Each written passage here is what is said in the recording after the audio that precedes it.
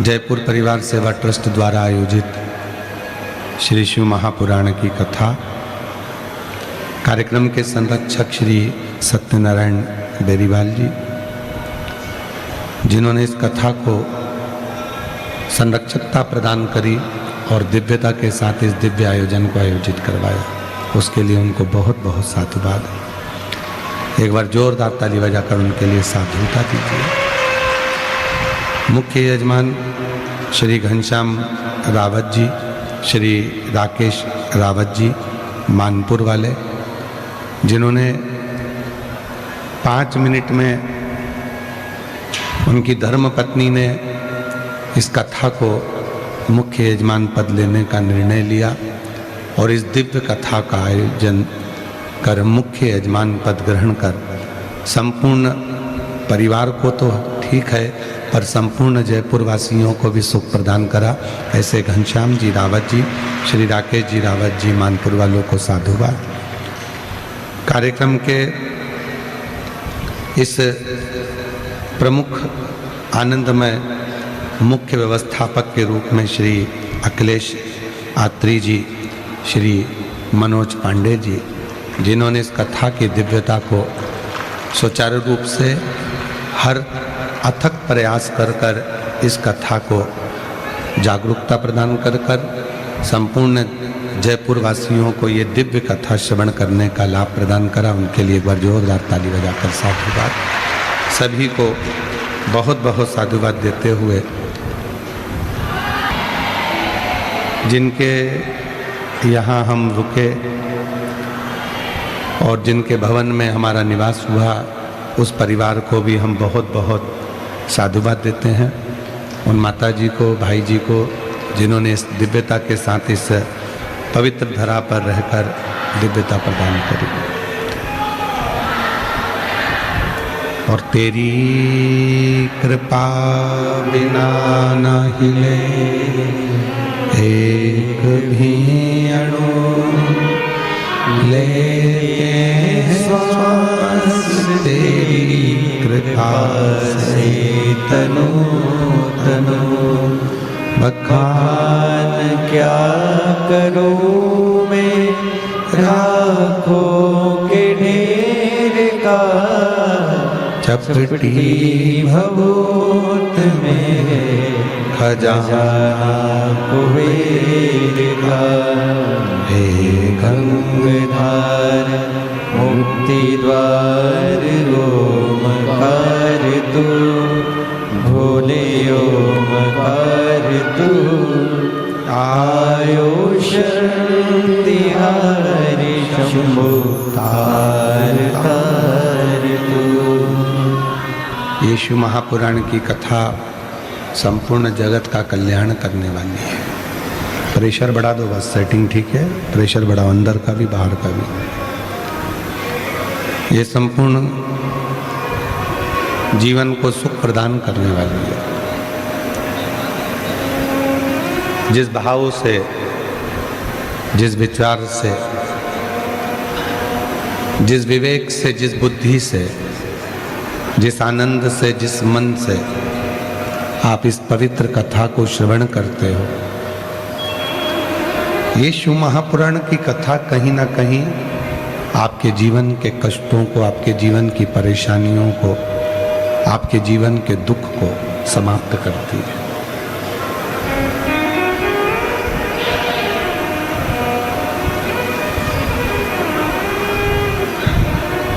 आप कितना भरोसा रखकर, कितना विश्वास रखकर, कितनी दृढ़ता रखकर इस पवित्र कथा का लाभ ले रहे हैं।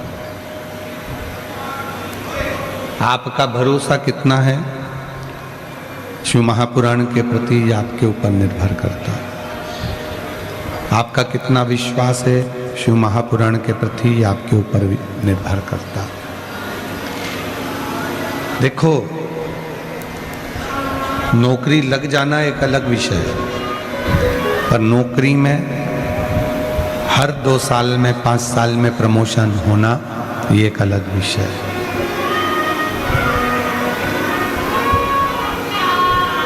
ऐसे कई लोग हैं जिनकी नौकरी लग गई पर प्रमोशन रिटायरमेंट का समय आ गया तो भी उनका प्रमोशन नहीं हुआ। ऐसे कई लोग हैं जिन्होंने नौकरी तो करी पर प्रमोशन ही नहीं हो पाए। पूरी अवस्था निकल गई, 60 साल की पूरी ड्यूटी निकल गई, नौकरी निकल गई, पर उनका प्रमोशन ही नहीं मिला। उसी तरह जैसे नौकरी तो कर रहे हैं, ड्यूटी तो कर रहे हैं, पर प्रमोशन नहीं हो रहा, उसी तरह कई लोग संसार के ऐसे हैं जो भगवान के मंदिर में शुरू से जा रहे हैं, शुरू से।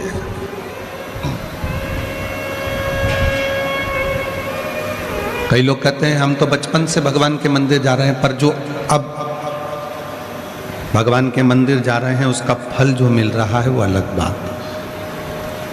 ऐसे कई लोग हैं जो कहते हैं कि हम तो शुरू से भगवान को जल चढ़ा रहे हैं, हम शुरू से 16 सोमवार कर रहे हैं, हम शुरू से सोमवार का व्रत कर रहे हैं, हम शुरू से ये व्रत कर रहे हैं, हम शुरू से भगवान की साधना कर रहे हैं, पार्थिव पूजन कर रहे हैं, पर वो फल नहीं मिलता था। वो फल कब मिलना प्रारंभ हुआ? जब आपने शिव महापुराण की कथा श्रवण करना प्रारंभ करी, आपकी बुद्धि, आपका चित्त, आपका मन कथा में लगना प्रारंभ हुआ, तब भगवान ने तुम्हारा प्रमोशन करना प्रारंभ करा और तुम्हारा आनंदमय सुख देना प्रारंभ करा। ड्यूटी तो हम कर रहे थे।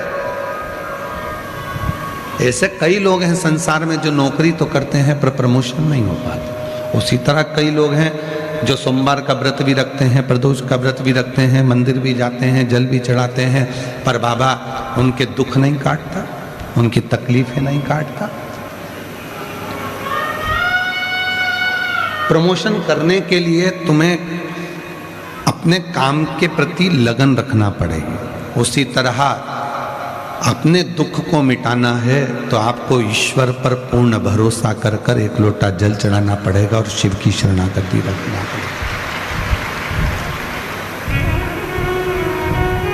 अरे देख लिया संसार हमने, देख लिया सब मतलब के यार हमने, देख लिया झूठे नाते झूठे रिश्ते, झूठे नाते झूठे रिश्ते, अरे झूठा है संसार हमने देख लिया सब मतलब के यार हमने देख लिया, देख लिया संसार हमने देख लिया। आज का व्यक्ति, उसकी चाह बहुत कुछ है पर करना कुछ नहीं चाहता। चाह तो इतनी है कि मैं मुख्यमंत्री बनकर बैठ जाऊं, चाह तो इतनी है कि मैं विधायक बनकर बैठ जाऊं, चाह तो इतनी है कि मैं सांसद बनकर बैठ जाऊं, चाह तो इतनी है कि मैं प्रधानमंत्री बनकर बैठ जाऊं, चाह तो इतनी है कि मैं कलेक्टर, आईजी, कमिश्नर बनकर बैठ जाऊं, पर करना कुछ नहीं, केवल चाह। और कर्म करोगे नहीं तो फिर वो चाह किस काम की? बहाना बनाना। क्यों मंदिर क्यों नहीं गए? अरे आज समय नहीं मिला, आज क्या है कि वो हमारे यहाँ काम था ना, इसलिए मंदिर नहीं।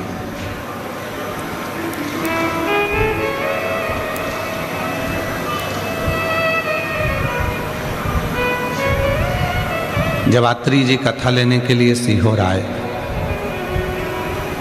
तो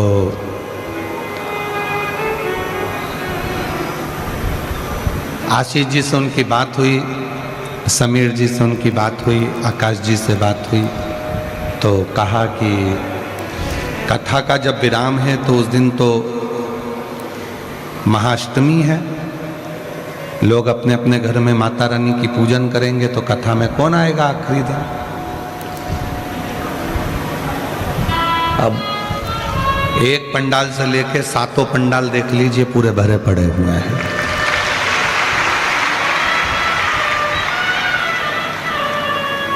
आज तो अष्टमी है। महाराज जी जब अष्टमी के दिन कथा का विराम रहेगा, आत्री जी कहे थे तो आखिरी दिन कैसे पब्लिक आएगी, कैसे लोग सुनेंगे, कैसे क्या होगा, कैसे श्रवण करेंगे। हमने आत्री जी से, आशीष जी ने भी कहा, समीर जी भी बोले, आकाश जी भी बोले कि आत्री जी ये कथा है ही शिव और शक्ति की। और आप पूछिएगा आत्री जी से, ये पूरी कथा हम एक ही बात कही कि ये शिव और शक्ति की। आपको साधुता है आत्री जी कार्य के प्रति, बहुत बहुत साधुता। ये पूरी कथा शिव और शक्ति की है और विश्वास पर ये कथा चलती है। ये कोई दूसरी पुराण नहीं है।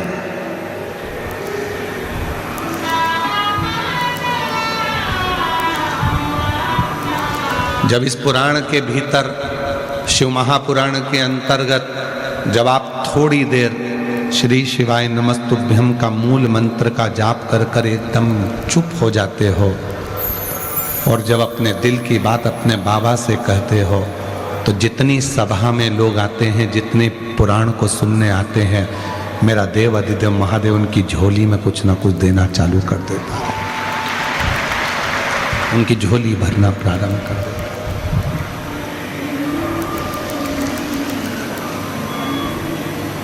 ऐसा नहीं है कि आपके यहाँ पर शिव पुराण नहीं होती है जयपुर में, ऐसा नहीं है कि आपके यहाँ पुराण नहीं बजती, बजती होगी। ब्राह्मण बाजते भी होंगे, संत बाजते भी होंगे, आप लोग जाते भी होंगे। फिर कुबरेश्वर बाबा के धाम से ये पोथी आती है, सीहोर से ये बाबा आता है, तो इस कथा में और उस कथा में क्या अंतर रह जाता है हम नहीं जानते क्या अंतर है, पर इतना जरूर जाते हैं कि जब कुबेर भंडारी सीहोर से ये पोथी के रूप में आता है, पंडाल में 7 दिन तक रहता है, तो 7 दिन जो आने वाले हैं उनकी झोलियां भरना प्रारंभ। इतना क्यों लोग लिखते हैं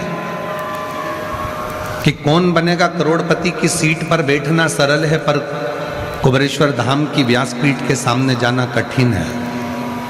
वहां करोड़ों का धन मिलता है और यहाँ जो पत्र लिखते हैं और उनका पत्र पढ़ा जाता है तो उनको एक बेलपत्र मिलता है, और वो एक बेलपत्र उसकी जिंदगी का सबसे बड़ा सार हो जाता है। वो एक बेलपत्र उसके जीवन का सबसे बड़ा सुख हो जाता है।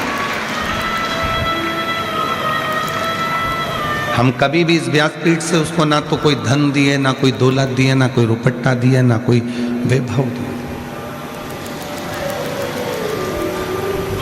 एक बेलपत्र, जिस बेलपत्र ने भगवान कृष्ण की नानी,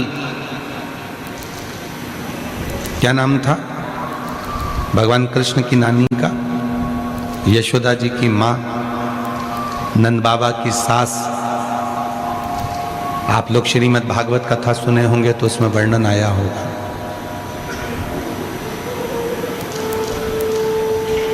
भगवान कृष्ण की नानी, यशोदा जी की मां, नंद बाबा की सास पाटला देवी। क्या नाम था? पाटला देवी। एक बेलपत्र के बल पर यशोदा जी की जितनी बहन थी सबके घर में बच्चे थे, पर यशोदा जी के घर में संतान नहीं थी। और पाटला देवी माँ यमुना जी के तट पर जाकर पार्थिव लिंग का पूजन करती थी, और पाटला देवी पार्थिव लिंग का पूजन कर कर एक बेलपत्र शिव को समर्पित करती थी। शिव एक बूढ़े का रूप रखकर आ गए पाटला देवी के सामने और पाटला देवी से कहा, पाटला तू मेरी आराधना करती है, साधना करती है, क्या चाहिए तुझको? मेरी बेटी यशोदा जी की गोद खाली है, बस उसके घर संतान हो जाए। ठीक है, इतनी सी बात हो जाएगी। तुम यशोदा जी से जाकर कह दो, नंदराय जी से जाकर कह दो कि श्रावण के महीने की जब पूर्णिमा हो, उस पूर्णिमा के दिन अपने घर पर संत ब्राह्मण को बुलाना, भोजन कराना।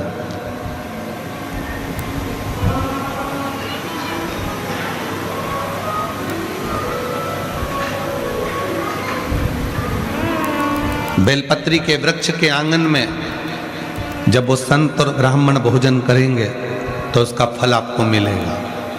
कभी मन कर जाए तुम्हारा शिव महापुराण पढ़ने का तो गीता प्रेस गोरखपुर की शिव पुराण लेकर आना, उसको पढ़ना। उसमें वर्णन आता है कि एक बेलपत्र के वृक्ष की छांव में जब हम किसी ब्राह्मण, संत, साधु, गुरुजन, बहन, बेटी, दामाद, भांजा, भांजी, बेटी, जमाई, किसी को भी अगर मुख झूठा कराते हैं तो 1 करोड़ गौदान के बराबर और हजारों अश्वमेध यज्ञ के बराबर पुण्य फल प्राप्त हो जाता है।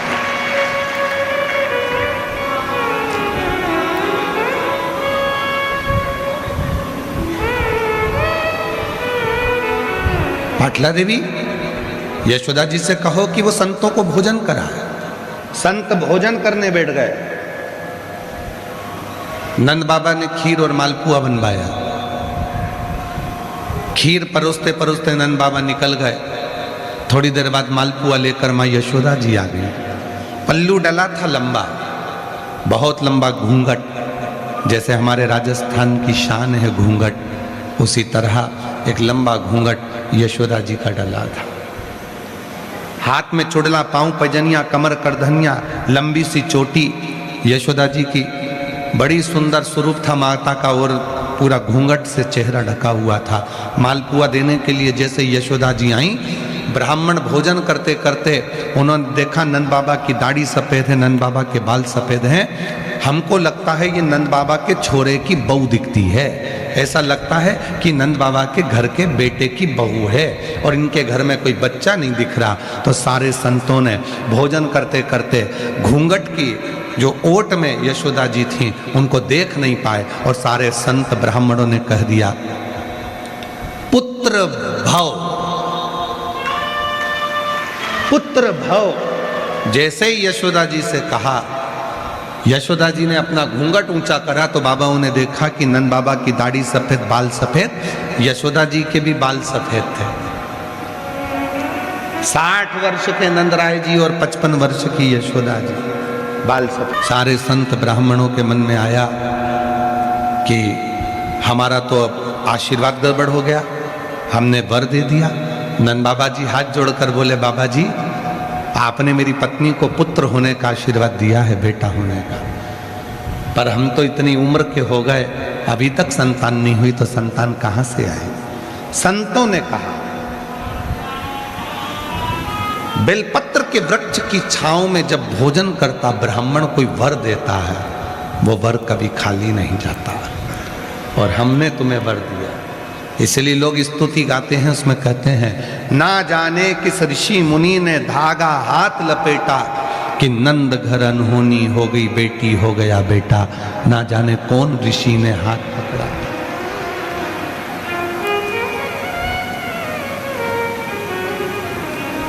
कौन ऋषि? और शिव की कृपा ऐसी हुई कि वो यशोदा जी के घर में रात्रि के समय पर कन्या ने जन्म लिया था और संतों की वाणी को पूर्ण करना था, इसलिए परमात्मा ने रात की रात कन्या को बदलकर बेटे को लाकर सुलवा दिया और वो क्रम पुत्र का पूरा पलटता है, चक्र पलटता है।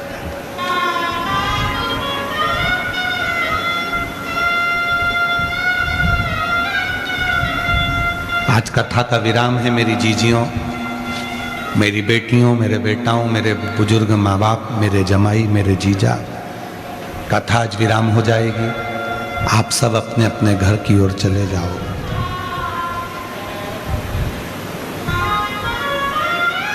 पर मायके में 7 दिन जो आपने शिव महापुराण की कथा इस पंडाल के अंदर बैठकर सुनी है, तुम भले घर चले जाओ, पर 7 दिन जो तुमने बाबा को निमंत्रण दिया है अपने घर में आने के लिए, आपका दुखड़ा मिटाने के लिए, आपकी गोदी भरने के लिए, आपका सुख प्राप्त करने के लिए, मेरा भोले बाबा तुम्हारे पीछे पीछे तुम्हारे घर तक जरूर आएगा और तुम्हारा दुखड़ा मिटाएगा।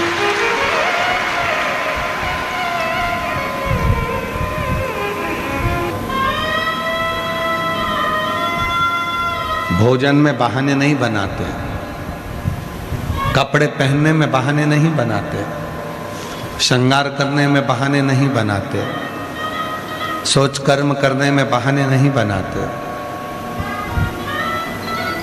घूमने जाने में बहाने नहीं बनाते। फिर भगवान शंकर की भक्ति करने में बहाना क्यों बनाना? किस लिए?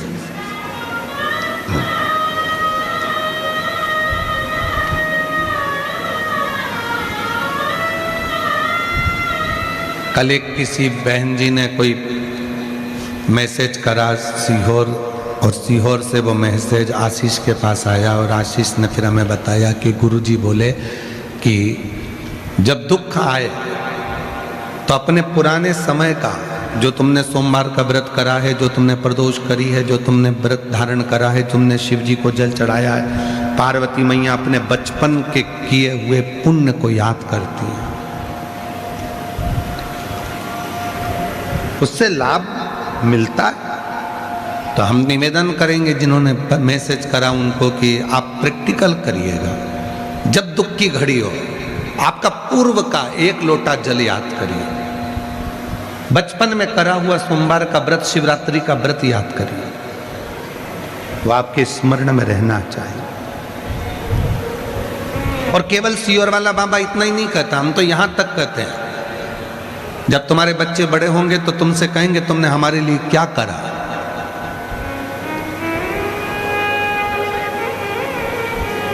तो इसलिए निवेदन है, तुम्हारे बच्चे बड़े हों उससे पहले, जब तक बच्चे छोटे हैं, और उनकी गंदगी तुम साफ करो पानी डालकर, तो फोटो खींच खींच के रख लो, थोड़ी सी वीडियो बना के रख लो। जैसे ही बच्चा बोले कि तुमने हमारे लिए क्या करा, तो उसकी वीडियो चलाकर उसको दिखा देना, ये धोने के लिए तेरे ससुराल वाले नहीं आए थे, तेरी माँ ने धोया था। ये धोने के लिए तेरे परिवार वाले दूसरे नहीं आए थे, कोई दूसरा नहीं आया था, तेरी माँ ने धोई थी ये गंदगी। इसलिए अपने अपने बच्चों के गंदगी धोते समय एक एक फोटो खींच के रख लो।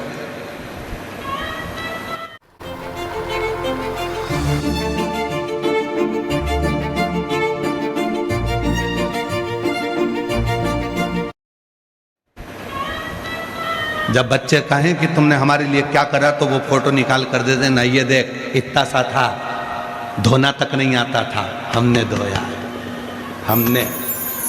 और जो कहते हैं तेरे दोस्तों वो नहीं आए थे, ना तेरी आंटी आई थी, ना तेरे अंकल आए थे, हम केवल मैं धोती थी गंदगी को। बच्चे को हॉस्पिटल लेकर जाओ तो एक फोटो खींच कर रख लो, कोई नहीं आया था तेरी दुख की घड़ी में जब तू बीमार पड़ा था, ये थी तेरी माँ, तेरा बाप सामने खड़ा था, फोटो दिखाना।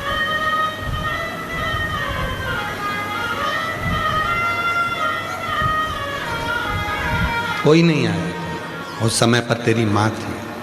अपने पुराने समय का स्मरण करो, बिल्कुल मत भूलो। कई सास अपनी अपनी बहुओं को अपनी अपनी पुरानी बात बताते हैं, भैया ऐसी गरीब परिस्थिति थी, भैया हमारा जीवन ऐसा था, भैया हमारा ऐसा जीवन था। बहुओं को लगता है क्या मम्मी तुम घिसी पिटी वही बात कहती हो। मम्मी इसलिए घिसी पिटी बात कहती है कि मम्मी चाहती है कि तू संभाल के चलना, अभी तो भगवान ने दिया है, उसको पकड़ कर चलना,